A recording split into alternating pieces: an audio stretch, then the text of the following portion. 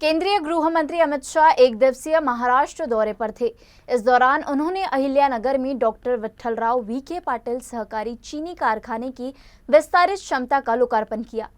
Doctor Vitthalrao VK Patil ने 7.5 दशक पूर्व 500 टन गन्ना प्रतिदिन की क्षमता के साथ जिस चीनी कारखाने की स्थापना की थी, अब यह कारखाना 7200 टीसीडी तक पहुंच गया है। उन्होंने अहिल्यानगर जिले के लोनी में किसानों की एक सभा को संबोधित करते हुए कहा कि इथेनॉल संयंत्र, बायोगैस, कोजेनरेशनल प्लांट और प्रेस मड से जैविक खाद्य जैसे इन विस्तारों से किसानों व ग्रामीणों को रोजगार और पर्यावरण संरक्षण को मजबूती मिलेगी व नवीकरणीय ऊर्जा का बड़ा स्रोत विकसित होगा। उन्होंने किसानों से अपील की कि किसानों को आय के अतिरिक्त स्रोत उपलब्ध कराने के लिए सहकारी चीनी मिलों को पेराई कार्य बंद होने पर इथेनॉल, सब्जियां और अन्य उत्पादन बनाने की पहल करनी चाहिए। केंद्रीय गृह मंत्री ने इस दौरान आश्वासन दिया कि केंद्र सरकार महाराष्ट्र के आपदा प्रभावित किसानों को हर संभव सहायता प्रदान करेगी। एक प्रकार से इंद्रदेव ने इस बार आफत भेजी। 60 लाख हेक्टेयर से ज्यादा किसानों की भूमि और उनकी फसल बर्बाद हुई। वित्तीय वर्ष 25-26 में केंद्र के शहर के तहत 3132 करोड़ रुपया हमने महाराष्ट्र सरकार को दिया है। उसमें से वो जो 1631 करोड़ रुपया था वो अप्रैल को ही दे देने का काम हमारे नेता नरेंद्र मोदी जी ने किया है। और महाराष्ट्र सरकार ने भी कई सारी पहल किसानों को मदद करने के लिए करी है। कई सारे फैसले किए।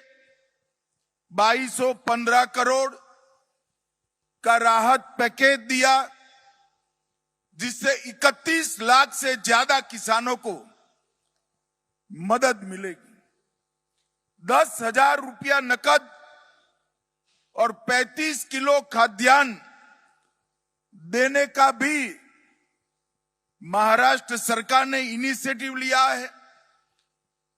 केवाईसी की शर्तों को एक बार के लिए थोड़ा रिलैक्स करा है।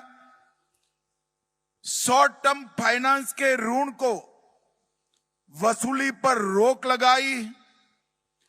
भू राजस्व और स्कूल की परीक्षा में भी छुट्टी देने का काम किया है। कल ही तीनों ने लंबी बैठक मेरे साथ करी है। मैंने मोदी जी की ओर से उनको आश्वस्त किया है कि महाराष्ट्र सरकार हमें डिटेल रिपोर्ट भेज दे। मोदी जी महाराष्ट्र के किसानों की मदद करने में जरा भी देर नहीं लगाएंगे।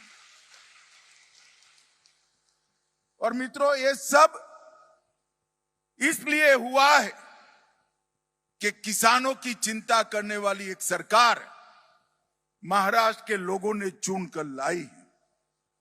हमारे एनडीए के सभी विधायक अपने 1 महीने का वेतन सीएम रिलीफ फंड में दिया है। अभी राधाकृष्ण विखे पाटिल जी ने शुगर मिल से भी घोषणा की और देवेंद्र जी की अपील को प्रतिसाद देने के लिए कई सारे ट्रस्ट भी आगे आए हैं।